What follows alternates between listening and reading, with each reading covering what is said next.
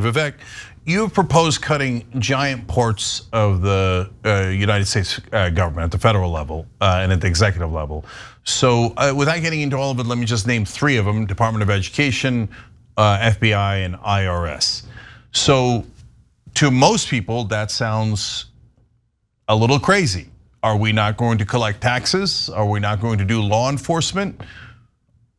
So tell us why getting rid of the IRS, as an example, makes any sense at all. Well, I think that's just an administrative reorganization. Downsize it, move it to the US Treasury so it's a revenue collection process.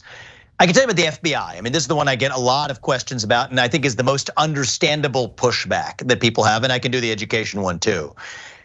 There's 35,000 employees at the FBI. 20,000 of them are in back office functions in the J. Edgar Hoover building and back offices in this bureau. They can go home and find honest work in the private sector. But the 15,000 agents on the front line should be moved to agencies like the US Marshals, or to the Financial Crimes Enforcement Network at the US Treasury, or the DEA, where they will have far greater specialization and be much more effective than the agents are at the FBI right now in investigating child sex trafficking crimes, which the FBI has not been very good at. The US Marshals has done a better job at.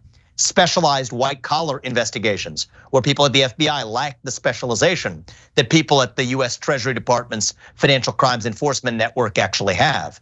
And this is also a way of addressing what I see as generational corruption in the FBI. The same Bureau of Investigation that used to go after the likes of Martin Luther King Jr., threatening him with suicide over improperly collected tapes, is now going after individuals of a different political persuasion. And it was wrong then as it is wrong now. Bureaucracy is a formula for breeding corruption. And I think the right answer is you can't just incrementally reform that. You have to shut it down, but do it in a pragmatic way that increases effectiveness while reducing cost and corruption. And same thing with the Department of Education, tilting the scales to 4-year college degrees over 1 or 2 year vocational programs, holding local schools hostage, saying you don't get that money unless you adopt certain agendas at the local level. That's not useful when the federal government has nothing to do with local education. I'd say shut it down. Give that $80 billion mostly back to the people, to parents, so that every parent can choose to send where their kids actually go to school. And the tiny sliver that relates to vocational training that they've recently added, move that to the Department of Labor, where it belongs. So yes, I do think it's gonna take somebody with a CEO mindset, and if I may say, anti-bureaucracy experience, to come in and reorganize and gut much of that federal bureaucracy. That's not a left-wing idea or a right-wing idea, but it is a fundamentally American idea because we have 3 branches of government in the US Constitution: legislative, executive, and judicial, not this 4th branch of the administrative state where most of the policymaking takes place today. And so I would say that's the top of my domestic agenda: shut down that 4th branch, revive the integrity of our constitutional republic. So the 4th branch that you're referring to consists of individuals, leadership at least, that's been appointed in the executive branch by the President of the United States.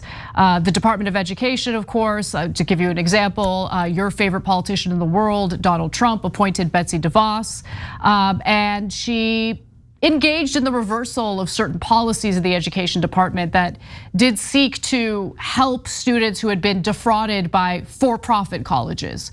So what do you propose happen in a situation in which students have been defrauded by for-profit colleges like Phoenix Online, ITT Tech, they get an unaccredited nonsense degree that leads to nowhere. They're drowning in debt after being defrauded.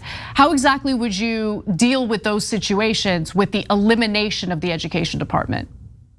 If it is a true case of fraud, that's a violation of the law. They can be prosecuted under the law. They can be sued in civil suits by the people who were defrauded.